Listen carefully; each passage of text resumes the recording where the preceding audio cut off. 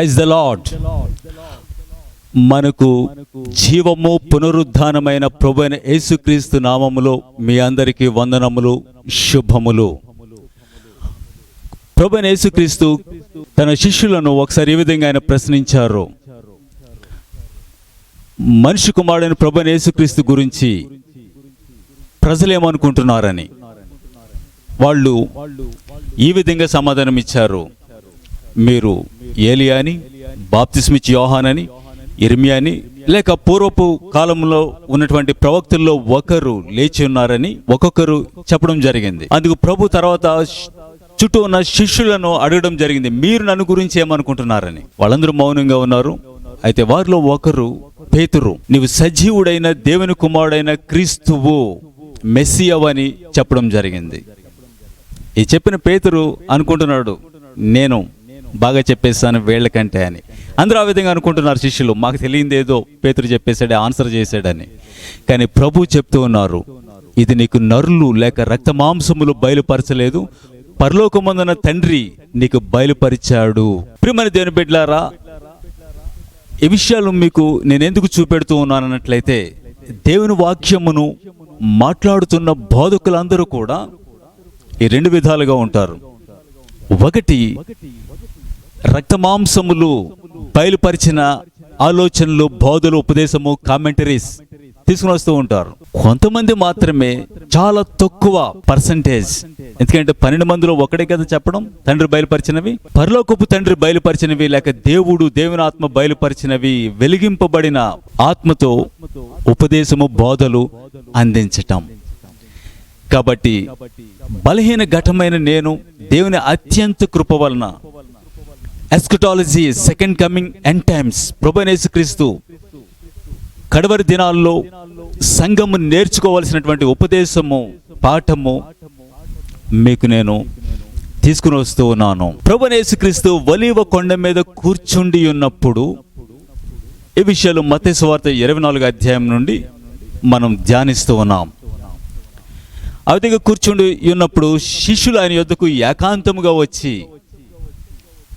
ప్రభువా మాకు చెప్పండి, యుగ సమాప్తికి మీ రాకడకు సూచనలు ఏమిటి?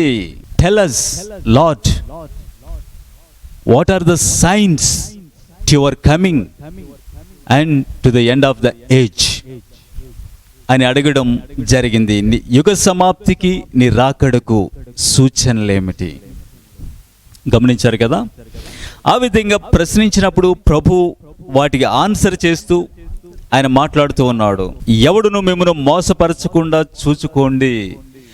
మొదట డిసెప్షన్, డిసీవింగ్, మోసము అనేది వస్తూ ఉంది సమాజంలో, ప్రపంచంలో.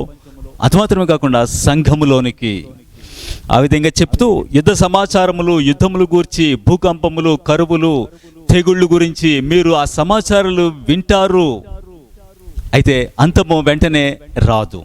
మరి ఏమిటి ఇవి? ఈ విధంగా రావటం, ఇవి రిపీట్గా వస్తూ ఉంటాయి, తరచుగా వస్తూ ఉంటాయి. ఏమిటి వీటి అర్థం? ఇవి వేదనలకు ప్రారంభము. వేదనలకు ఆ తర్వాత జరగబోతున్నటువంటి ప్రవచనంలోని నెరవేర్పులో మహాశ్రమల కాలం, ఇవన్నీ ఒక్కొక్కటి మనం తర్వాత ఇక్కడ చూడబోతూ ఉన్నాం. వాటికి ఇది ప్రారంభం మాత్రమే. ఆ ప్రారంభంలో క్రమంగా క్రైస్తవులు, దేవుని బిడ్డలు ద్వేషింపబడతారు, చంపింపబడతారు అని చెప్పబడింది. తర్వాత అక్రమం విస్తరించును, ప్రేమ చల్లారును అని మాట్లాడుతూ 14వ వచనం, మరియు ఈ రాజ్య సువార్త సకల జనములకు సాక్ష్యార్థమై, గమనించండి, ఈ రాజ్య సువార్త సకల జనములకు సాక్ష్యార్థమై లోకమందంతటను ప్రకటింపబడును, అటు తర్వాత అంతము వచ్చును. జాగ్రత్తగా వినండి. అంతము రావడానికి ముందు రాజ్య సువార్త, దేవుని రాజ్య సువార్త సకల జనములకు సాక్ష్యార్థమై. అంతకుముందు మరొక చోట మీరు వెళ్ళి సర్వసృష్టికి సువార్తను ప్రకటించండి అని చెప్పడం జరిగింది. ఇక్కడ అంతమునకు ముందు సాక్ష్యార్థమై రాజ్య సువార్త. ఏమిటి దీని అర్థం? సాధారణంగా నేటి సంఘాల్లో మన బోధకులు, సేవకులు జరిగినటువంటి ఒక మేలు, అద్భుతం, తగ్గిన ఒక జ్వరము, తలపోటు, వీటి గురించి, జరిగిన మేలు, వచ్చిన జాబ్ గురించి సాక్ష్యాలు చెప్పిస్తూ ఉంటారు. ఇవి కాదు ఇక్కడ చెప్తున్నవి. వాళ్ళు ప్రార్థించినప్పుడు జరిగినవి తరచుగా చెప్తూ ఉంటారు. మార్కెటింగ్ చేసుకోవడం ఇవి. ప్రభువైన యేసుక్రీస్తు ఎన్నడూ ఆ విధంగా సువార్తల్లో చేయలేదు. గమనించండి లేఖనాలని. బెరే సంఘం వలె ఎన్నడూ ఆయన ఆ స్థలంలో నుంచి తప్పించుకున్నాడు. ఆయన గమనించారా మీరు నేటి సమాజంలో జరుగుతున్న మార్కెటింగ్? అయితే ఇక్కడ సాక్ష్యార్థమై జరుగుతున్నటువంటి సువార్త దేవుని రాజ్య సువార్త, గాస్పల్ ఆఫ్ కింగ్డమ్. పిల్లరా, ప్రభువైన యేసుక్రీస్తు మన కొరకు జన్మించారు, మన కొరకు వధింపబడి తిరిగి లేచాడు. ఆయనలో విశ్వాసం ఉంచినట్లయితే తిరిగి జన్మించండి, ఆయనలో విశ్వాసం ఉంచండి. సిలువ రక్తంలో విమోచన, రక్షణ, ఇది సువార్త, గాస్పల్. మరి రాజ్య సువార్త, ఇప్పుడు ఆయన గొర్రె పిల్లగా లేడు, యూదాగోత్రపు కొదమ సింహం, సకల జనములకు ప్రపంచములకు తీర్పు తీర్చడానికి, ఆయన రాజ్యము స్థాపించడానికి, పరిపాలించడానికి 1000 సంవత్సరములు ఆయన తిరిగి రాబోతూ ఉన్నాడు. దేవుని రాజ్యము సమీపమాయెను అని చెప్పడం దేవుని రాజ్య సువార్త ప్రకటించడం. గమనించారా? అంతమునకు ముందు ప్రకటించాల్సింది దేవుని రాజ్య సువార్త. ఆయన తిరిగి రాబోతూ ఉన్నాడు. గమనించారా? సంఘాలు ఇప్పటికీ క్రిస్మస్లోనే ఆగిపోయాయి. ఆయన తిరిగి రాబోతూ ఉన్నాడు. ప్రభు బల్ల ఆరాధన గురించి వీళ్ళకి చింతలేదు. ఎలాంటి కేక్స్ కట్ చేయాలి మరొక క్రిస్మస్లో, గ్రాండ్ క్రిస్మస్, క్రీస్తు లేని క్రిస్మస్లో. పునరుద్ధానం గురించి తెలీదు, ఈస్టర్ గురించి తెలుసు మీకు, సమాధుల పండుగలు. గమనించండి ప్రియులారా, ఇది ఆలోచిస్తూ ఉన్నప్పుడు సాక్ష్యార్థమై ఏమిటి, అటు తర్వాత అంతమునకు ముందు ప్రకటించాల్సింది దేవుని రాజ్య సువార్త.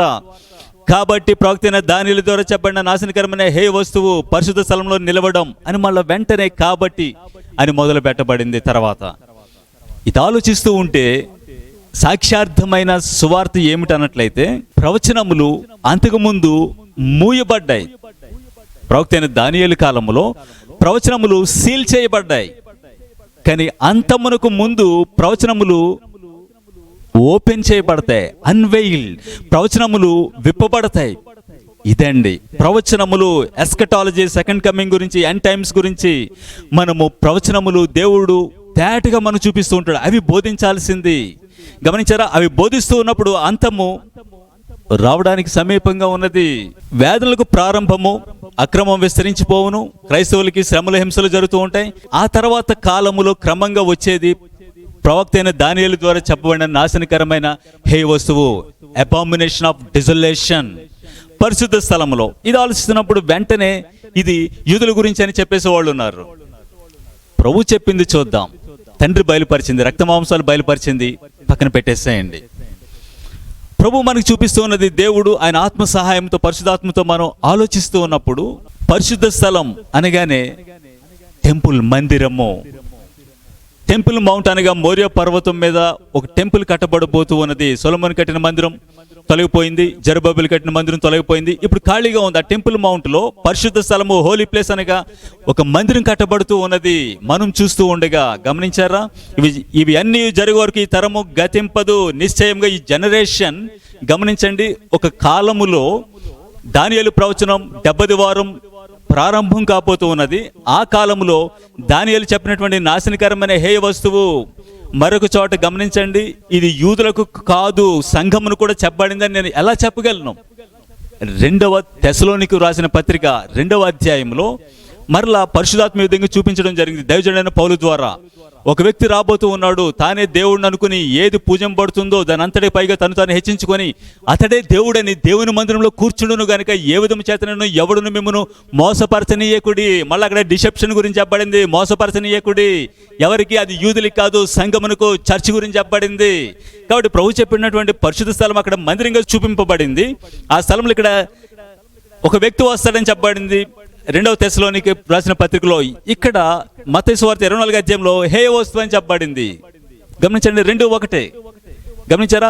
సంఘమును గురించి చెప్పబడింది. జాగ్రత్త తీసుకోండి, ఎవడును మిమ్మల్ని మోసపరచనీయకుడి. చూడండి, ఈ విధంగా మాట్లాడుతూ ఆ తర్వాత మహాశ్రమలు జరుగును. గమనించండి, లోకారంభం నుండి ఇప్పటి వరకు అట్టి శ్రమ కలుగలేదు, ఇక ఎప్పుడునూ కలుగబోదు అని చెప్పబడుతూ తర్వాత ఏర్పరచబడిన వారి గురించి తక్కువ చేయబడినో. గమనించారా? ఆ కాలం ముందు అనేకులు వచ్చి ఇదిగో క్రీస్తు ఇక్కడ ఉన్నాడు, అక్కడ ఉన్నాడు, అబద్ధ బోధకులు, చూడండి సూచక్రియలు చేస్తారు, అద్భుతాలు చేస్తారు, ఏర్పరచబడిన వారిని సహితము తొలగదోస్తారు, పడగొడతారు, బ్యాక్ స్లైడింగ్. గమనించారా? ఇవన్నీ చెప్పబడుతూ అయితే ప్రభువైన యేసుక్రీస్తు ఎలా వస్తారు అంతం గురించి మాట్లాడుతూ ఒక కాలం రాబోతూ ఉంది, మహాశ్రమల కాలం. వేదనల ప్రారంభం, అంతానికి అది ప్రారంభం. ఆ తర్వాత మాట్లాడుతూ ఆయన ఎలా వస్తాడు అని చూస్తే చూడండి 29వ వచనం. ఆ దినంలో శ్రమ ముగిసిన వెంటనే, గమనించండి, శ్రమ ముగిసిన వెంటనే ఏ శ్రమలు అవి? మహాశ్రమలు. సృష్టారంభం నుండి ఎప్పటివరకు అట్టి శ్రమ కలుగులేదు, ఎన్నడూను కలుగబోదని చెప్పబడుతున్న మహాశ్రమల కాలం. తర్వాత దానియేలు చెప్పబడిన ప్రవచనం, నాశనకరమైన హే వస్తువు, ఇవన్నీ మీరు చూస్తూ ఉన్నప్పుడు ఆ కాలంలో జరిగే మహాశ్రమల కాలం, గ్రేట్ ట్రిబ్యులేషన్. ట్రిబ్యులేషన్ అనే పదం పాత నిబంధనలో లేదు, అది క్రైస్తవులకు సంబంధించింది. గమనించారా? ఆ కాలంలో శ్రమ ముగిసిన వెంటనే, గమనించండి, చీకటి సూర్యుని కమ్మును. గమనించారా? సూచనలు చూడండి, సైన్స్, సిగ్నల్స్ ఏమిటి చూడాల్సినవి? చీకటి సూర్యుని కమ్మును, చంద్రుడు కాంతినీయుడు, చంద్రుడు రక్తవర్ణం వల్లే మారిపోవును, ఆకాశం నుండి నక్షత్రంలో రాలును, ఆకాశం శక్తులు కదిలింపబడును. ఇవి జరగాలి. ఆ తర్వాత అప్పుడు ఎప్పుడు ఇవి జరుగుతున్నప్పుడు, చీకటి సూర్యుని కమ్మును, చంద్రుడు కాంతినీయుడు, ఆకాశం నుండి నక్షత్రంలో రాలిపోవును, ఇవి జరుగుతున్నప్పుడు, ఆకాశమందుల శక్తులు కదిలింపబడును, ఇవి జరుగుతున్నప్పుడు అప్పుడు మనిషి కుమారుని సూచన ఆకాశమునందు మీకు కనబడును. ఏ విధంగా? మెరుపు తూర్పును బట్టి పడమటి వరకు ఎలా కనబడునో ఆ విధంగా కనబడును. గమనించారా? ఇది రహస్యంగా వచ్చేదా? Secret coming? ఎంత మాత్రం కాదు. సీక్రెట్ కమింగ్, రహస్య రాకడ బైబిల్ గ్రంథంలో వ్రాయబడి లేదు. ఆ మాట ఉపయోగిస్తే అది పిల్లరా డిలీట్ చేయండి, అది లేదు. మీ బోధలో దాన్ని తప్పని తెలుసుకుని విడిచిపెట్టండి. ప్రభు చూపిస్తున్న చూడండి, రక్త మాంసులు చెప్పిన మాటలు తొలగించండి. ఈ విధంగా ప్రభు చూపెడుతూ అప్పుడు మనిషి కుమారుడు ప్రభావంతోను మహామహిమతోను ఆకాశ మేఘరుడు వచ్చుట చూచి, గమనించారా? సంఘము. తర్వాత చెప్పండి, ఆయన గొప్ప బోరుతో తన దూతలను పంపును, వారు ఆకాశం యొక్క ఈ చివరి నుండి ఆ చివరి వరకు నలుదిక్కుల నుండి ఆయన ఏర్పరచుకున్న వారిని పోగు చేతురు. చూడండి, సకల గోత్రంలో చూచి రొమ్ము కొట్టుకుంటారు. ఎందుకు? వాళ్ళకి అది ఉగ్రతగా ఉంటుంది. దేవుని సంఘము, చర్చ్ పోగు చేయబడును, గ్యాదర్ చేయబడును. Elected people, chosen people gather చేయబడతారు, అనగా ఎత్తబడతారు. చూడండి, ఆయన రాకడలో ఎత్తబడ్డం సంఘము, చర్చ్. అప్పటి వరకు సజీవులే నిలిచి ఉన్నవారు. అక్కడ మరలా బోర గురించి ప్రస్తావించబడింది. మిగిలిన వాళ్ళు, అన్ని జనులు, సిద్ధపడని వాళ్ళు, ఏర్పాట్లు లేని వాళ్ళు అది చూచి రొమ్ము కొట్టుకుంటారు. కారణం ఉగ్రత అని. ఇది వినగానే చాలా మంది ఇది యూదుల గురించి, లేదు లేదు ఇది శ్రమల తర్వాత, అంతకుముందు, దీనికి ముందు ఆయన రహస్యంగా వచ్చేస్తాడు, సంఘాన్ని తీసుకుని వెళ్ళిపోతాడు. వినండి వినండి జాగ్రత్తగా. ఆ తర్వాత ఇది చివరిన వస్తాడు, ఒలివల కొండ మీదకి లాస్ట్ కమింగ్ చివరి వస్తాడు. ఇంతకీ ఎన్ని రాకళ్ళండి? బైబిల్ చెప్తూ ఉన్నది 2 మాత్రమే. వాడు బెత్లెహేంలో మన కొరకు వచ్చాడు, దేవుని కొరకు పిల్ల. రెండవది, ఆయన రాబోతూ ఉన్నాడు సంఘమును కొనుపోవడానికి. గమనించారా? ఈ విషయాన్ని మీకు పరిశుద్ధాత్మ మరొక చోట కూడా ప్రస్తావించింది అనేది మీకు నేను చూపిస్తాను. చూడండి, పేతురు రాసిన 2వ పత్రిక 3వ అధ్యాయంలో మరలా ఇక్కడ ఆయన రాకడ గురించిన వాగ్దానం ఏమాయేను అని పరిహాసకులు ఉంటారని మాట్లాడుతూ చూడండి 10వ వచనం నుండి, అయితే ప్రభు దినము దొంగ వచ్చినట్లు వచ్చును. ఏమిటి? ఇది రహస్య రాకడ కాదు. చూడండి, దొంగ వలె వచ్చును. అవును, నిజమే. ఇది ఎవరికి? వెంటనే మీరు చదవండి, తీసుకోండి. 3 తెస్సలోనికీయులకు వ్రాసిన పత్రిక 5వ అధ్యాయంలో, సహోదరులారా, ఆ దినము దొంగ వలె మన మీదకి, అనగా సంఘం మీదకి వచ్చేటకు మనము చీకటిలో ఉన్నవారము కాము. చీకటిలో ఉన్న వారికి, లోకస్తులకు, పడిపోయిన నిలువెచ్చని క్రైస్తవులకు సార్థి సంఘం గురించి చెప్పబడింది. వస్త్రమును పోగొట్టుకున్న వారికి, వాళ్ళకి అది దొంగ వలె ఉంటుంది రాకడ. అయితే వెలుగులో ఉన్న వారికి, పగటి సముద్రులకు ఆ దినము సర్ప్రైజ్ చేయదు, దొంగ వలె ఉండదు. ఆ దినమున ఆకాశమును మహాధ్వనితో గతించిపోవును. ఏ దినమున? పంచభూతములు మికుటమైన వేండ్రముతో లయమైపోను. పంచభూతములు 5 ఎలిమెంట్స్, గాలి, నీరు, అగ్ని, శూన్యము, పదార్థము, ఇవన్నీ కూడా మహావేండ్రంతో గతించిపోవును, కరిగిపోవును. దేవుని దినపు రాకడ కొరకు కనిపెట్టుచు. దేవుని దినపు రాకడ రహస్యంగా, నిశ్శబ్దంగా రావటం లేదు. దానికి ముందు ఇవన్నీ జరుగుతూ ఉన్నవి. చూడండి, సంఘమునకు చెప్పబడింది. ప్రభు మత్తయి సువార్త 24వ అధ్యాయంలో చెప్పి ఆగిపోలేదు. తర్వాత పరిశుద్ధాత్మ మరలా పత్రికల్లో కూడా బోధించారు. ఆ విధంగా కరిగిపోతాయి. ఆ విధంగా ఉండే దేవుని దినపు రాకడ కొరకు కనిపెట్టుచు. ఎవరు? చర్చ్, సంఘము. దానిని ఆశతో అపేక్షించు కనిపెట్టాలి, ఆశతో అపేక్షించాలి, కోరుకోవాలి, ఎదురు చూడాలి, త్వరపెట్టాలి. హ్యాస్టింగ్, మీరు స్పీడప్ చేయండి ఆ దినమును. ఎవరి గురించి? చర్చ్, సంఘము గురించి. అన్ని జనులు కాదు, యూదులు కాదు వీళ్ళు. గమనించారా? మీరు పరిశుద్ధమైన ప్రవర్తనతోను భక్తితోను ఎంతో జాగ్రత్త గలవారై ఉండవాలినో. గమనించండి, ఎంత క్లియర్గా, స్పష్టంగా, క్రిస్టల్ క్లియర్గా దేవుని వాక్యం చెప్తూ ఉంది. పిల్లలు, ఇవి తండ్రి బయలుపరిచినవి. ఊహించుకొని చెప్పే ప్రవచనం లేఖనాలు కాదు ఇవి, రక్త మాంసాలు బయలుపరిచినవి కాదు ఇవి, తండ్రి చూపెడుతూ ఉన్నవి. ఆత్మ సహాయంతో ఆలోచించండి. బెరే సంఘం వల్ల వీటిని ఆలోచించండి. బెరే సంఘం ఆసక్తితో విని ఆ విధంగా ఉన్నవో లేవో పౌలు శీలలు బోధించినవి ప్రతిదినము లేఖనములు పరిశోధించండి. ఏ బోధకుడు బోధించినా తర్వాత ఆలోచిస్తూ ఉన్నప్పుడు ఈ విధంగా పేతురు చూపించడం, ఆ తర్వాత పేతురు మరలా మాట్లాడుతూ ఇవి నేను మాత్రమే కాదు మీకు బోధిస్తూ ఉన్నది. 3వ అధ్యాయము 2 పేతురు 15వ వచనంలో ప్రభు యొక్క దీర్ఘశాంతము చూడండి, రక్షణార్థమైంది మీరు ఎంచుకోండి. అలాగే మన ప్రియ సహోదరుడైన పౌలు కూడా తనకు అనుగ్రహింపడిన జ్ఞానం చొప్పున మీకు వ్రాసి ఉన్నాడు. పౌలు కూడా ఆయన రాకడ గురించి తన పత్రికలన్నిటిలో బోధించున్నాడు. ఏం బోధించాడు? 3 కొరింథీ 15వ అధ్యాయంలో 51-52 వచనాల్లో ఒక మర్మం మీకు తెలుపుచున్నాను, మనమందరము నిద్రించం గాని ఒక నిమిషంలో రెప్పపాటున కడబోరం మ్రోగ్గానే. ఆలోచించండి, అక్కడ చెప్పినటువంటి కడబోర మనందరము మార్పు పొందుతాము, పునరుద్ధానం జరుగుద్ది, మార్పు పొందుతాము అని చెప్పినటువంటి విషయం. తర్వాత 1 తెస్సలోనికు వ్రాసిన పత్రికలో 4వ అధ్యాయము 12-13 వచనాల్లో ఆర్భాటంతోను ప్రధాన దోష శబ్దంతోను దేవుని బోరుతోను ఆయన పైనుండి దిగి వచ్చును, సజీవులమై నిలిచి ఉండి మనము అంతకుముందు మృతులైన వారు మొట్టలేతురు అని చెప్పబడిన విషయములు, సదాకాలం ఆయనతో ఉంటామని ర్యాప్చర్ చెప్పబడిన విషయాలు కొంతమంది గ్రహించటం కష్టము. కారణం, విద్యావిహీనులు అస్థిరులైన వారు తక్కిన లేఖనాలు ఏ విధంగా అపార్థం చేశారో తమ స్వకీయ నాశనం కొరకు వీటిని అపార్థం చేయుదురు, తప్పుగా వాటిని వక్రీకరించుదురు. గమనించారా? ఆలోచించారా? ఇది చూస్తూ ఉన్నప్పుడు అపోస్తులు, ప్రభువైన యేసుక్రీస్తు, ప్రవక్తలు వాళ్ళు చూపించినవి ఒకటే. జంక్షన్లో మనల్ని విడిచిపెట్టలేదండి. మీకు తోచిన విధంగా నేర్చుకోండి. ప్రభువైన యేసుక్రీస్తు పోల్చడానికి ఇర్మియా వలె, ఏలియా వలె, బాప్తిస్మ యోహాను వలె కొంచెం కనపడతాడు. పూర్తిగా ఆయన వాళ్ళ వల్ల ఆయన కాదు. ఆయన దేవుని కుమారుడైన క్రీస్తు, మెస్సియా, రారాజు, ప్రభువులకు ప్రభు, సంఘమునకు శిరస్సు. ఆయన చెప్పినవి తీసుకోండి. లేఖనాల్లో ఏ బోధకుడు ఆ విధంగా బోధిస్తున్నాడో వాటిని హత్తుకోండి. బెరే సంఘం వల్లే ప్రభువైన యేసుక్రీస్తు చెప్పిన విధంగా ఆయన మనందరి కొరకు రాబోతూ ఉన్నాడు, తిరిగి రాబోతూ ఉన్నాడు. ఇదే విషయాలు మరింత తేటగా స్పష్టంగా మనం తెలుసుకోవడానికి రాకడ ఆ పాయింట్, ఆ ప్లేస్మెంట్ లేఖనాల్లో ఎక్కడ చూపింపబడింది, సూచించబడింది, ఏ అకౌంట్స్లో అవి చెప్పబడ్డాయి. ఈ విషయాలను మీకు నేను ప్రకటన గ్రంథంలో 3 చోట్ల వ్రాయబడినటువంటి విషయాలు 3 అకౌంట్స్ నుండి మీకు చూపెడుతూ ఉన్నాను. దయచేసి మీరు చూడండి. 6వ అధ్యాయంలో మొదట నేను చెప్పినటువంటి విషయాలు మత్తయి సువార్త 24వ అధ్యాయము 29, 30, 31 సరిగ్గా వాటికి సంబంధించినవే ప్రకటన గ్రంథంలో కూడా చెప్పబడ్డాయి.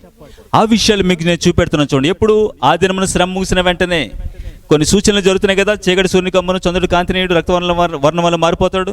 ఆ తర్వాత మనిషి కుమారు సూచన, ఆ తర్వాత ఆయన ఉగ్రత, తర్వాత కొంతమందిని సంఘమును ఆయన ఎత్తుకుని వెళ్ళడం. ఇదే విషయాలు మరలా వ్రాయబడ్డాయి. అవి మీకు నేను చూపెడుతున్నాను. చూడండి, ప్రకటన గ్రంథం 6వ అధ్యాయము 12వ వచనం చూడండి.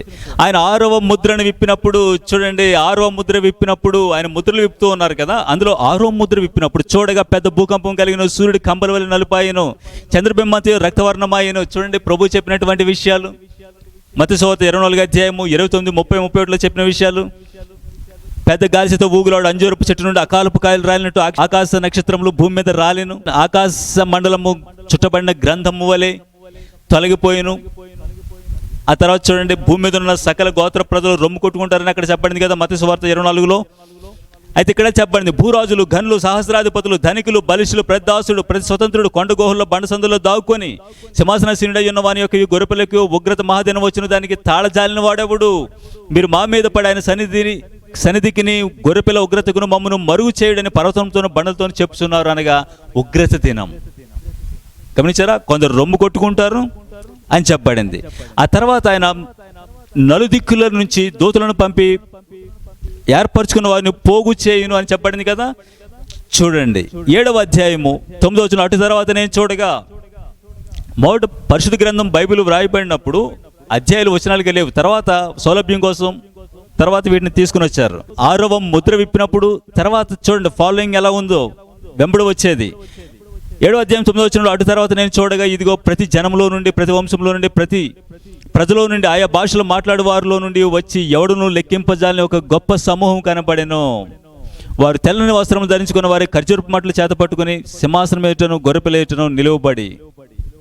గమనించండి, ఎవరును లెక్కింపజాలని. ప్రియులారా, వీళ్ళు విడవబడిన వారిని మరికొంతమంది బోధించేస్తూ ఉన్నారు. ఇవి రక్త మాంసములలోండి వచ్చే బోధలు. అవి దేవుని వాక్యం చూడండి, శ్రమలకు ముందు వీళ్ళు విడవబడిన వారైతే, దైవజనుడైన పౌలు పరిశుద్ధాత్మతోటి 2వ తెస్సలోనికలకు రాస్తూ 2వ అధ్యాయం 2-3 వచనాల్లో, ప్రభు మన యొద్దకు రావడము, మనం ఆయన యొద్దకు కూడుకొనడము, రెప్పపాటులో మార్పు చెందడము, ఎత్తపడడం అనేది మొదట భ్రష్టత్వం సంభవించి నాశనపాత్రుడు పాపురుషుడు బయలుపడితేనే కానీ ఆ దినము రాదు అని చెప్పినప్పుడు, 7 ఏండ్లకు ముందు వీళ్ళు ఎలాగ వెళ్ళిపోతారు, వీళ్ళు విడబడిన వాళ్ళు ఎందుకు అవుతారు, ఇంతమంది ఎవరును లెక్కింపజాలని జనసమూహము, తెల్లని వస్త్రాలు వీళ్ళకి ఇవ్వబడ్డాయి, రక్షణకై స్తోత్రము అని వీళ్ళు ఎలా చెప్తున్నారు? ఆలోచించారా? యోచించండి. లేఖనాలని బెరే సంఘం వలె 7 ఏండ్లు శ్రమ అనే పదము బైబిల్ ఉపయోగించడం లేదు. బోధకులు పెట్టేశారు, రక్త మాంసాల నుంచి, నరుల్లోంచి పుట్టిన బోధలు అవి. శ్రమలు అపవాది, గడసర్పము, సాతాను, అబద్ధ ప్రవక్త, క్రూర మృగం ద్వారా వచ్చే 3.5 సంవత్సరములు. అవి 42 నెలలని 1260 దినములని చెప్పబడింది. సీక్రెట్ కమింగ్ అనే పదం లేదు. ఇవి ఆలోచిస్తూ ఉన్నప్పుడు సూర్యుడు నలుపైపోవడం కంబలి వలె అవి చెప్పిన తర్వాత చూస్తే ర్యాప్చర్ కనబడుతుంది. యూదుల్లో నుండి 144,000 మందిని ముద్రించడం, తర్వాత ఎవరినూ లెక్కింపజాలని సమూహము. వీరు మహాశ్రమం నుండి వచ్చిన వారు, అనగా దానియేలు 70 వారం అప్పటికే మొదలైంది, వేదనలకు ప్రారంభము. ఆ మధ్యలో అతను వచ్చాడు, మహాశ్రమలు మొదలయ్యాయి. ఆ తర్వాత చూస్తే ఆ చివరిలో ఇవి చెప్పబడింది, వీళ్ళు మహాశ్రమంలో నుండి రావడం అని, ఇక్కడ పునరుద్ధానం జరిగిందని. మొదటి అకౌంట్ ఇది. రెండవది ప్రకటన గ్రంథం 14వ అధ్యాయంలో 14వ వచనం, నేను చూడగా ఇదిగో తెల్లని మేఘము కనబడెను, మనిషి కుమారుని పోలిన ఒకడు ఆ మేఘం మీద ఆసీనుడై ఉండెను, ఆయన శిరస్సు మీద సువర్ణ కిరీటము, చేతిలో వాడిగల కొడవలియు ఉండెను. అప్పుడు మరి ఒక దూత దేవాలయంలో నుండి వెడలు వచ్చి, భూమి పైరు పండి ఉన్నది, కోతకాలం వచ్చినది, నీ కొడవలు పెట్టి కోయము. భూమి పైరు పండి ఉన్నది, హార్వెస్ట్ వచ్చేసింది, పైరు ముదిరింది, నీ కొడవలు బట్టి కోయము, కోతకాలము అనగా ఇక్కడ కూడా ర్యాప్చర్, ఎత్తబడ్డం అనే అకౌంట్ ఇక్కడ కూడా చెప్పబడింది. ఆలోచించండి, చూడండి శ్రద్ధగా. బెరే సంఘం వలె ఇక్కడ కూడా చెప్పబడింది. తర్వాత కొడవలి వేయబడిను, భూమి పైరు కోయబడిను. ఈ పైరు కోయడానికి ముందు 8వ వచనంలో, మహోద్రేకంతో కూడిన తన వ్యభిచార మధ్యమును సంవత్సరమును త్రాగించిన ఈ మహాబబులోను కూలిపోయిను. మహాబబులోను, మిస్రీ బాబులోన్ కూలిపోయిందని చెప్పబడింది. ఎప్పుడు ఆ బబులోన్ వస్తా ఉంది? ప్రాచీన బబులోను కాదు ఇది, మిస్రీ బబులోన్. ప్రకటన గ్రంథం 13వ అధ్యాయంలో, 17వ అధ్యాయంలో, 18వ అధ్యాయంలో చెప్పండి బబులోను అనగా ప్రపంచ మతములన్నీ ఒకటిగా చేయబడుతూ ఉన్నది. పోప్ ఫ్రాన్సిస్ దానికి అబద్ధ ప్రవక్త, క్యాథలిక్స్, అన్ని మతములు, అందులో ప్రధానంగా ఇస్లాం మతం, సౌదీ అరేబియాలో ఉన్నటువంటి మక్కా మసీదు, ఇవన్నీ కలిసిపోతూ ఉన్నాయి. దీనికి తీర్పు తీర్చబడింది. అది జరిగేది సంఘటన, దాని ప్లేస్మెంట్ దానియేలు 70 వారంలో. గమనించారా? మధ్యలో అతను వచ్చి మందిరంలో కూర్చుంటాడు, క్రీస్తు విరోధి. ఆ తర్వాత జరుగుతాయి. ఆలోచించండి శ్రద్ధగా. అనగా శ్రమలు మొదలవుతూ ఉన్నాయి, ఆ తర్వాత క్రమంగా జరుగుతూ ఉన్నప్పుడు చివరికి వచ్చేస్తూ ఉన్నాయి. మిస్రీ బబులోను తీర్పు తీర్చబడిన తరువాత కోత కోయబడింది, అనగా ప్రభు వచ్చే సమయం. అది ర్యాప్చర్, సంఘం ఎత్తబడ్డం. ఆ తర్వాత మరలా 18వ వచనం చూస్తే అక్కడ ఈ విధంగా మనకు కనబడుతూ ఉంది, భూమి మీద ఉన్న ద్రాక్ష పండ్లు పరిపక్వమైనవి, వాడి అని కొడవలు పెట్టి దాని గెలలు కోయము. గెలలు కోయమనగా దేవుని గొర్రెపిల్ల ఉగ్రత. అంతకుముందు మనం చూసాం కదా 24వ అధ్యాయంలో మత్తయి సువార్తలో, ఆయన వచ్చినప్పుడు ఆయన సంఘము ఏర్పాటులో ఉన్న వాళ్ళందరూ ప్రోగు చేయబడ్డం, ర్యాప్చర్, ఎత్తబడ్డం, పునరుద్ధానము. ఆ తర్వాత భూమి మీద ఉన్న వాళ్ళు, సిద్ధపడిన వాళ్ళు రొమ్ము కొట్టుకోవడం, అనగా ఒకటి సంఘమును ఆయన ఎత్తుకోవడం, తర్వాత ఆయన ఉగ్రత. ఇదే విషయం ఒకటి భూమి పైరు కోయబడ్డం 14వ అధ్యాయంలో, 14-15 వచనంలో, తర్వాత 18వ వచనంలో ద్రాక్షల తొట్టెను, దేవుని ఉగ్రతను, ఆ మద్యమును త్రొక్కటం, అక్కడ కూడా కొడవలు వేయబడ్డం. మరలా 2 సంఘటనలు మరలా కనబడుతూ ఉన్నాయి. ఇది బబులోనుకు తీర్పు తీర్చిన తర్వాత. అప్పుడు క్రీస్తు విరోధి ఉంటాడు, అబద్ధ ప్రవక్త ఉంటాడు, ముద్ర వచ్చేస్తూ ఉంది. ఆలోచించండి, సంఘము శ్రమల గుండా నిర్ద్వంద్వముగా ఎలాంటి సందేహము లేకుండా ఖచ్చితంగా వెళుతూ ఉన్నదని లేఖనములు తండ్రి పరిశుద్ధాత్మ ప్రభువైన యేసు చూపెడుతూ ఉన్నారు అపోస్తలులు.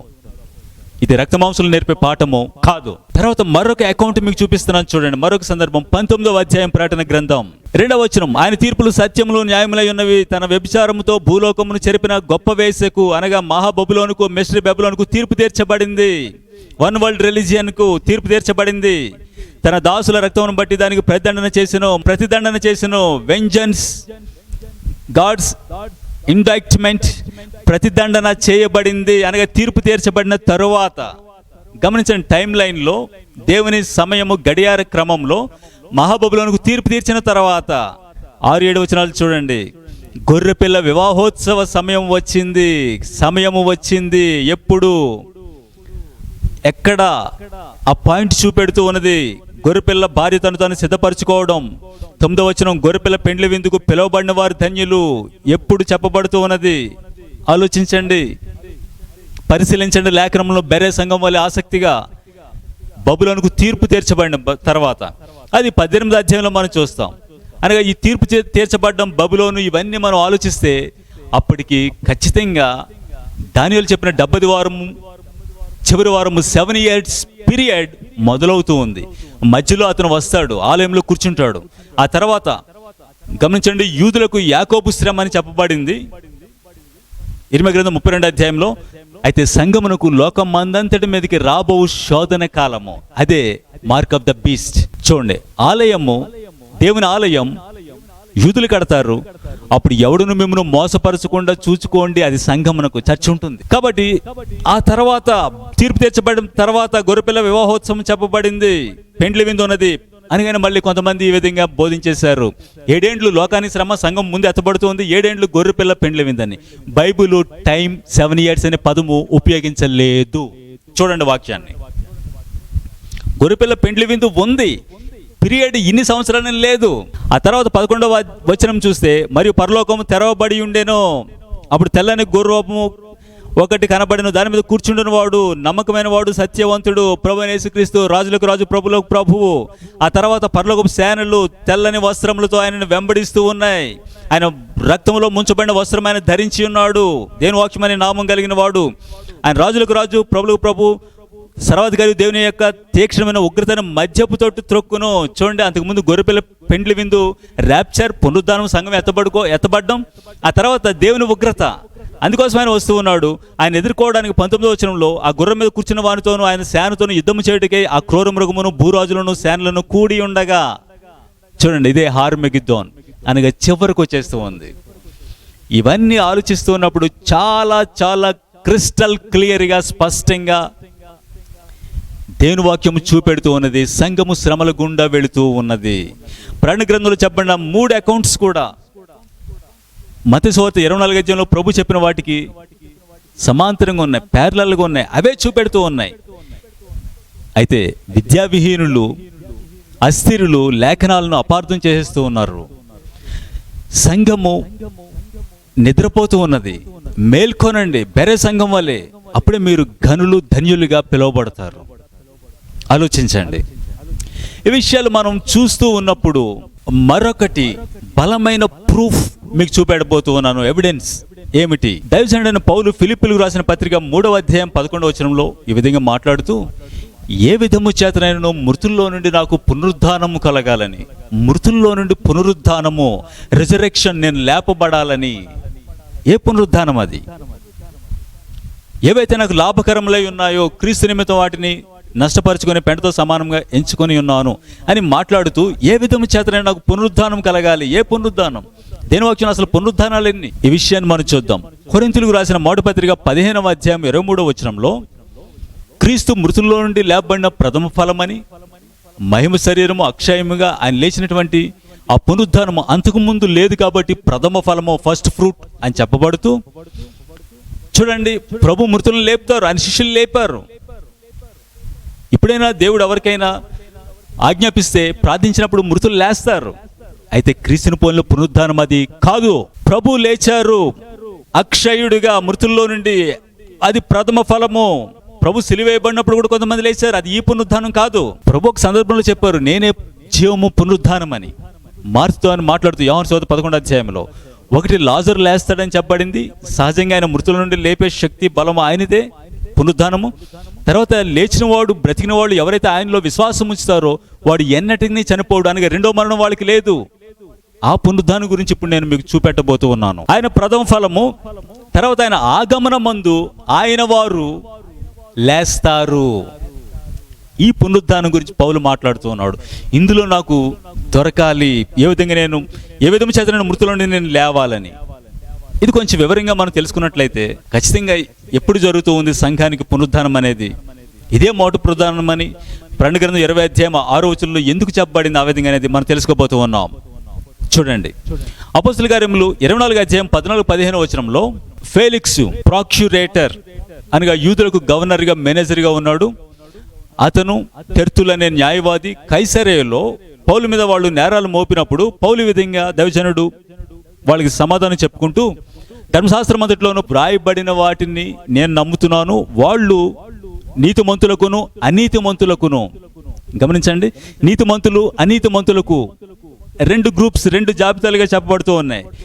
రైచియస్ పీపుల్ నీతిమంతులు, అన్రైచియస్ అనీతిమంతులకు జరిగే పునరుద్ధానము ఉన్నదని ప్రవక్తలు, పెద్దలు ఏ విధంగా నమ్ముతున్నారు, నేను వాటిని నిరీక్షిస్తూ ఉన్నాను, నమ్ముతూ ఉన్నానని చెప్పడం జరిగింది. ఈ రెండు విషయాలు గుర్తుపెట్టుకోండి. పునరుద్ధానం నీతిమంతులకు అనీతిమంతులకు జరుగుతుందని. తర్వాత యోహాను సువార్త 5వ అధ్యాయం 28వ వచనంలో ఒక కాలము రాబోతూ ఉన్నది, ఆ కాలములో ప్రభువైన యేసుక్రీస్తు స్వరం విని సమాధుల్లో ఉన్నవాళ్ళు మృతులు లేస్తారని అక్కడ చెప్పబడింది. జీవ పునరుద్ధానము, తీర్పు పునరుద్ధానం అని. పునరుద్ధానములు రెండు మాత్రమే అనే పదం ఉపయోగించలేదు, కానీ రెండుగా అవి కనబడుతూ ఉన్నాయి. జీవ పునరుద్ధానము, తీర్పు పునరుద్ధానము, నీతిమంతుల పునరుద్ధానము, అనీతిమంతుల పునరుద్ధానం.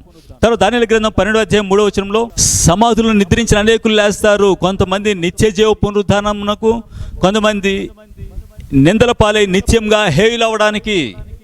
మరలా రెండు కనపడుతూ ఉన్నాయి. తర్వాత మనం చూస్తే హెబ్రీయులకు రాసిన పత్రిక 11వ అధ్యాయం 35వ వచనంలో శ్రేష్టమైన పునరుద్ధానము, బెటర్ రిజరెక్షన్ గురించి అక్కడ ప్రస్తావించబడింది. ఇవన్నీ ఒకటే అండి.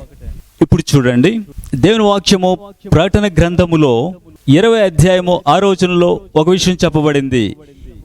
ఇది మొదటి పునరుద్ధానము, దీనిలో పాలు పొందువారు కుర్ర మృగమునకైనను దాని ప్రతిమనకైనను నమస్కారం చేయక తమ నొసళ్ళ యందు గాని చేతుల యందు గాని ముద్ర వేయించు కొనని వారు. అనగా 7 సంవత్సరములు, దానియేలు 70 వారము చివరి వారములో ప్రారంభమవుతూ ఉంది. వెళుతూ ఉన్నారు, మధ్యలో క్రీస్తు విరోధి ఆలయంలో కూర్చుంటాడు. ఆ తర్వాత విషయాలు, మహాశ్రమలు, శిరచ్ఛేదనము, మార్క్ ఆఫ్ ద బీస్ట్ గురించి ఇక్కడ మరొక విషయాన్ని మనం తెలుసుకోవాలి. 7 సంవత్సరముల పీరియడ్లో మధ్యలోంచి ప్రారంభమవుతుంది క్రీస్తు విరోధి, అబద్ధ ప్రవక్త వీళ్ళు రావడం. ఘట సర్పం సాతాను పక్షంలో వాళ్ళిద్దరూ ఉంటే, దేవుని పక్షంలో 2 సాక్షులు అదే సమయంలో వస్తారు. 2 విట్నెసెస్, 2 సాక్షులు. కొంతమంది ఏలియా మోషే అని, మరి కొంతమంది హనోకు ఏలియా అని. గమనించారా? ఇక్కడ కూడా రక్త మాంసాలు చెప్పేసేవి ఉన్నాయి. మరికొంతమంది ఆ సమయంలో దేవుడు ఎవరినైనా అభిషేకించి ఆ విధంగా తీసుకుని వస్తాడు. వీళ్ళు ఎక్కడ ఉంటారు? యెరూషలేములో వీళ్ళు ఉంటారు. యెరూషలేములో వీళ్ళు దేవుని కొరకు పనిచేస్తారు. ప్రకటన గ్రంథం 11వ అధ్యాయంలో చెప్పబడింది. ఈ విషయాన్ని మనం తర్వాత వివరంగా తెలుసుకుంటాం. ప్రస్తుతం మీ దృష్టికి నేను తీసుకుని వచ్చేది, పునరుద్ధానంలో పాలు పొందేవాళ్ళు, శిరచ్ఛేదనం చేయబడిన వాళ్ళు క్రీస్తు నిమిత్తము వాళ్ళు ఉంటారని. ఇది మొదటి పునరుద్ధానము, ఇదియే మొదటి పునరుద్ధానము. ఇంతకుముందు అలాంటిది జరగలేదు. ఇంతకుముందు మనం చెప్పుకున్నటువంటి, చూడండి, నీతిమంతుల పునరుద్ధానము, నిత్య జీవపు పునరుద్ధానము, శ్రేష్టమైన పునరుద్ధానము, అవి జరిగేది మొదటి పునరుద్ధానము. ఈ విషయాన్ని మీకు నేను ఈ విధంగా చూపిస్తున్నాను. చూడండి ఒకసారి. చూడండి, నేను చూపించినటువంటి ఈ లైన్ మీరు తీసుకున్నట్లయితే ఇది 1000 సంవత్సరములు. ప్రారంభములో 1 ఇక్కడ చెప్పబడింది, 1 ఇది నీతిమంతుల పునరుద్ధానము, 2వది నిత్య జీవ పునరుద్ధానము, 3వది శ్రేష్టమైన పునరుద్ధానమని. చూడండి, ఇదియే మొదటి పునరుద్ధానము, ప్రభు వచ్చినప్పుడు జరిగేది. అనగా దీనికి ముందు 7 సంవత్సరములు లాస్ట్ వీక్ ప్రారంభమైంది. క్రీస్తు విరోధి వచ్చి మధ్యలో కూర్చుంటాడు ఆలయంలో. ఆ తర్వాత శిరచ్ఛేదనం, ఇవన్నీ జరుగుతాయి. చివరికి వస్తూ ఉండగా ఆయన రాబోతూ ఉన్నాడు. సంఘము పునరుద్ధానం ఎత్తబడుతూ ఉంది. ఎత్తబడిన తర్వాత 1000 సంవత్సరములు గ్యాప్ ఉంటుంది. ఆ చివర్లో జరిగేదే అనీతిమంతుల పునరుద్ధానము. అనీతిమంతుల పునరుద్ధానము. ఆ తర్వాత తీర్పు పునరుద్ధానము. తీర్పు పునరుద్ధానము తర్వాత నిత్యంగా హేయులగుటకు. కొంచెం హ్యాండ్ రైటింగ్ సరిగ్గా లేదు, రాయడానికి వీల్లేదు కాబట్టి దయచేసి మీరు మన్నించి అర్థం చేసుకోండి. నిత్యంగా హేయులగుటకు. తర్వాత ఇది కడమ మృతులని చెప్పబడింది. అనగా చివరి పునరుద్ధానం అనే పేరు ఊరికే మనం అనుకోవచ్చు కానీ ఆ విధంగా బైబిల్ ప్రస్తావించలేదు. చివరిన జరిగేది కాబట్టి పునరుద్ధానాలు రెండుగా కనపడుతూ ఉన్నాయి. అయితే మృతులను దేవుడు ఎప్పుడైనా లేపగలడు. ఆయనే పునరుద్ధానం జీవమై ఉన్నాడు. లాజరును లేపినట్టు ఎప్పుడైనా లేపగలడు. కొంతమంది మరణం చూడకుండా వెళ్ళిపోయారు, హనోకు వలె, ఏలియా వలె. ఇతర సాక్షులు కూడా లేస్తారు 3.5 దినముల తర్వాత. అయితే ఈ పునరుద్ధానము క్రీస్తును పోలిన పునరుద్ధానము. ఆయన వారు లేస్తారని ఎందుకని చెప్పబడింది అన్నట్లయితే, క్రీస్తును పోలిన పునరుద్ధానం ఆయన వచ్చినప్పుడు 1 యోహాను పత్రిక 3వ అధ్యాయం 2వ వచనంలో వాళ్ళు ఆయన ప్రత్యక్షమైనప్పుడు మనం ఏ విధంగా ఉంటాం ఇంకా తెలియబడలేదు. కానీ చిన్నపిల్లలారా, ఆయన వచ్చినప్పుడు ప్రత్యక్షమైనప్పుడు మనము ఆయన పోలి ఉంటాము. చూడండి, అదే విధమైన దేహము శరీరము క్రీస్తును పోలి ఉంటాం. అక్కడ జరిగే పునరుద్ధానం ఇది.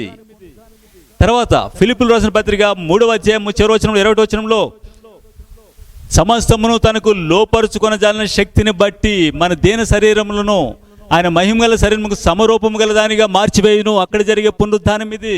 అంతకుముందు ఇంకా ఎప్పుడు జరగలేదు. ఆలోచించండి, మన దేశంలో ఎలక్షన్లు జరుగుతూ ఉంటాయి. పార్లమెంట్కి ఒకేసారి దేశం అంతా జరిగేది జనరల్ ఎలక్షన్. అయితే ఎక్కడైనా ఉప ఎన్నిక జరగవచ్చు, ఎక్కడైనా ఒక పార్లమెంటుకి. అది ఈ జనరల్ ఎలక్షన్ ఎన్నడూ సమానం కాదు. జనరల్ రిజరెక్షన్ ఒకేసారి సార్వత్రికంగా ఒకేసారి జరిగేది. నీతిమంతుల పునరుద్ధానము. పౌలు దీని గురించి అడిగాడు, ఏ విధము చేతనైనా మృతుల్లో నాకు పునరుద్ధానం కలగాలని. ఆలోచించండి, ఆ విధంగా ఇది చెప్పబడింది.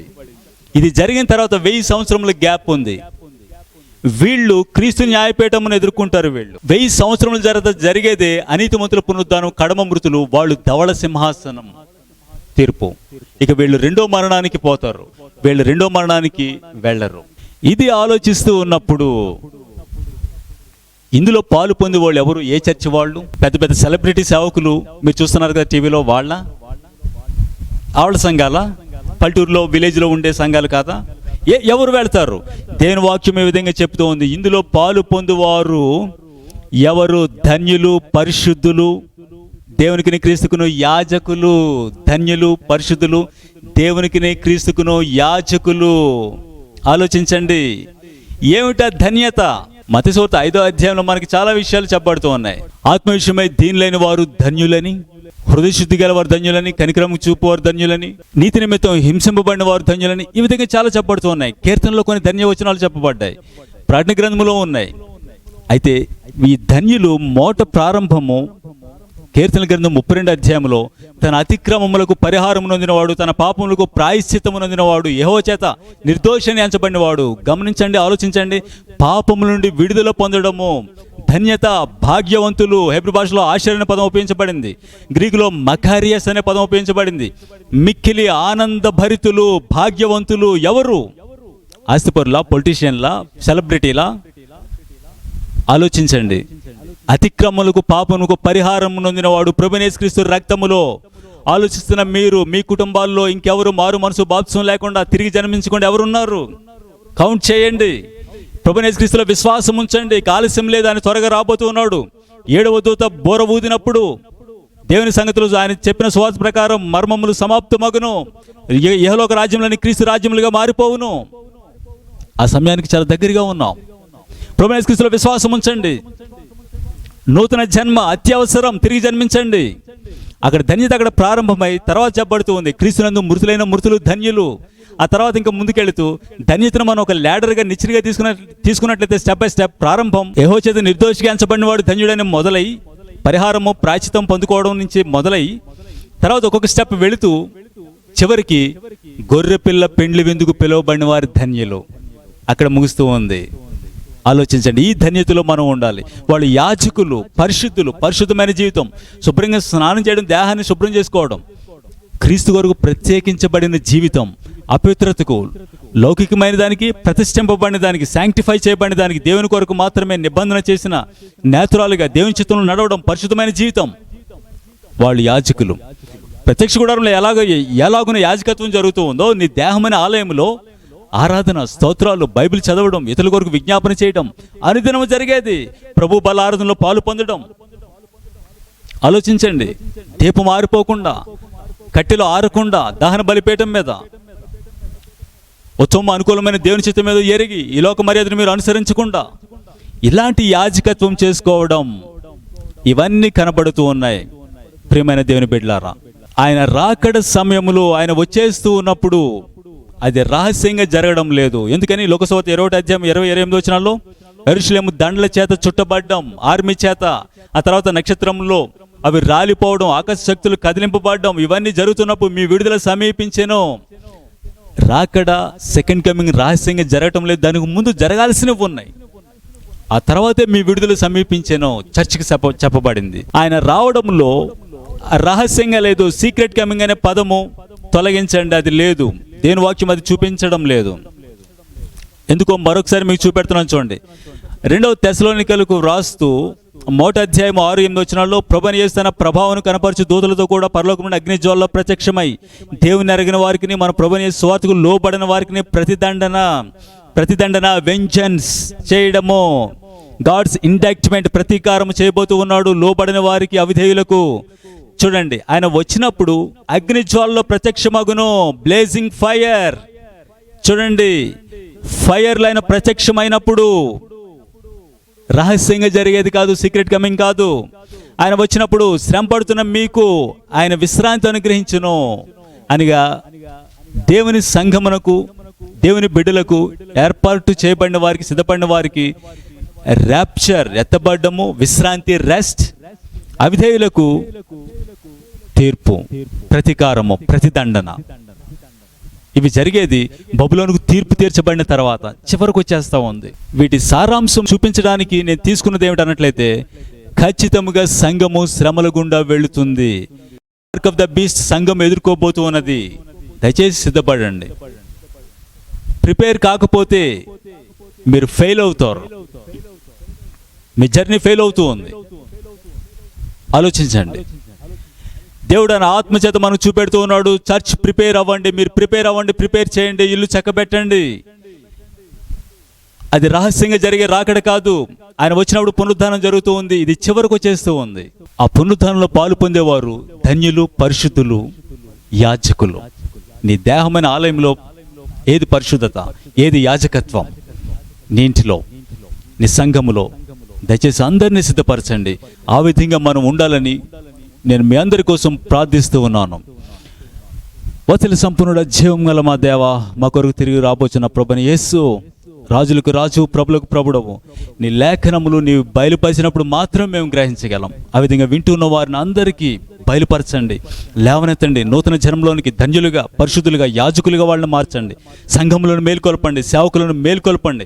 రక్త మాంసములు చెప్పినవి కాదు నాయన, నీ ఆత్మతో తండ్రి నీవు బయలుపరిచిన వాళ్ళకి చూపించండి. ఆ విధంగా చూస్తున్న మిమ్మల్ని అందరినీ దేవుని పరిశుద్ధాత్మ సంఘములో మహిమలు రాకుడు సిద్ధపరచాలని యేసుక్రీస్తు అత్యున్నత నామములో ప్రార్థించి ఆరాధించి వేడుకొంచున్నాం తండ్రి. ఆమేన్.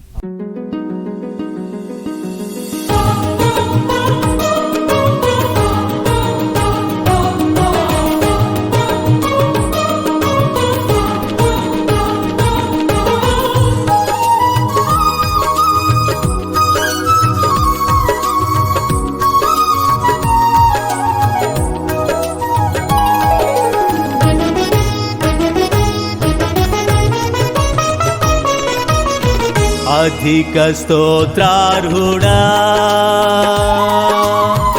అత్యధికమైన పూజార్హుడా, అధిక స్తోత్రార్హుడా, అత్యధికమైన పూజార్హుడా, ఆది అంతాలు నీవైతివే, దిగంతాల స్తుతి పాత్రుడా ఆది అంతాలు నీవైతివే దిగంతాల స్తుతి పాత్రుడా అధిక స్తోత్రార్హుడా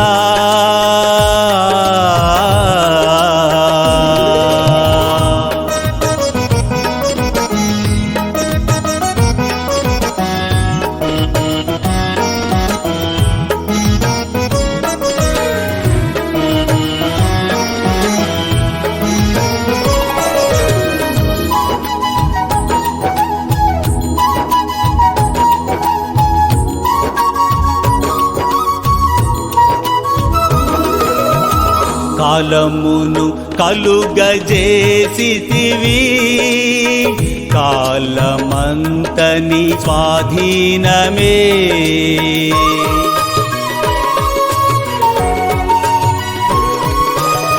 కాలమును కలుగజేసితివి కాలమంతని స్వాధీనమే సూర్య చంద్రులు తారలన్నీయు సూచన కోసం నిలిపితివే సూర్య చంద్రులు తారలన్నీయు సూచన కోసం నిలిపితివే నీవే స్తుతి యోగ్యుడవు యేసయ్యా నీవే స్తుతి పాత్రుడవు మెస్సియా నీవే స్తుతి యోగ్యుడవు యేసయ్యా నీవే స్తుతి పాత్రుడవు మెస్సియా అధిక స్తోత్రార్హుడా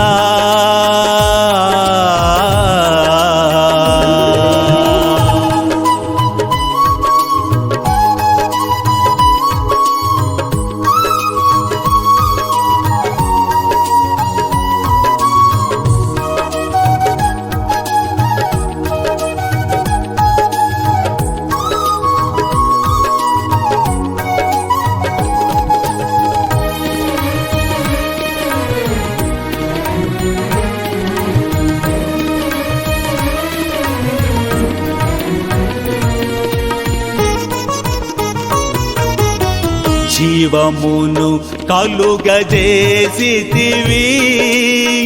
ఆత్మయు జీవము నీ వశమే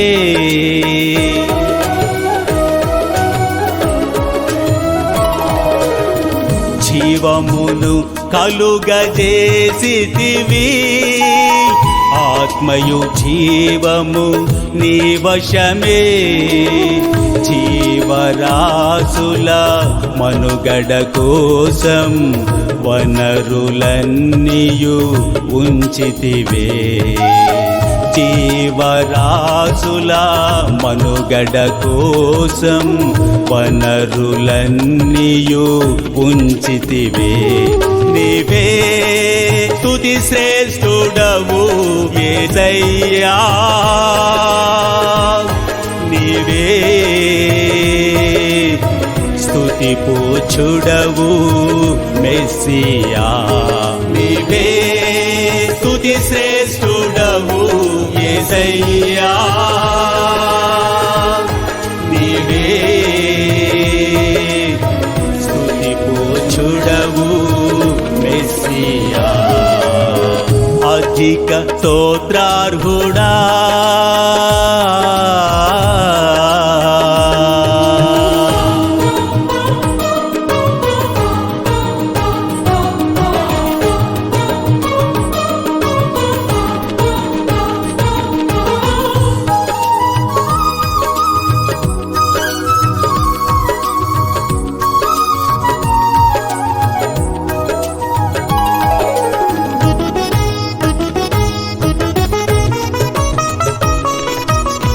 మరణమును మృంగివేసితివి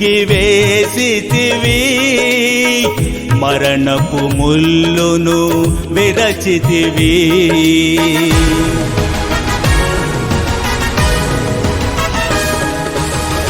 మరణమును మృంగివేసితివి, మరణపు ముల్లును విరచితివి. క్రొత్త నిబంధన జనుల కోసం అనంత జీవము దాచితివే. క్రొత్త నిబంధన జనుల కోసం అనంత జీవము దాచితివే. నీవే పూజార్హుడవు యేసయ్యా, నీవే స్తుతినాథుడవు మెస్సియా. నీవే పూజార్హుడవు యేసయ్యా, నీవే స్తుతినాథుడవు మెస్సియా. అధిక స్తోత్రార్హుడా, అత్యధికమైన పూజార్హుడా. అధిక స్తోత్రార్హుడా, అత్యధికమైన పూజార్హుడా. ఆది అంతాలు నీవైతివే, దిగంతాల స్తుతి పాత్రుడా. ఆది అంతాలు నీవైతివే, దిగంతాల స్తుతి పాత్రుడా. అధిక స్తోత్రార్హుడా,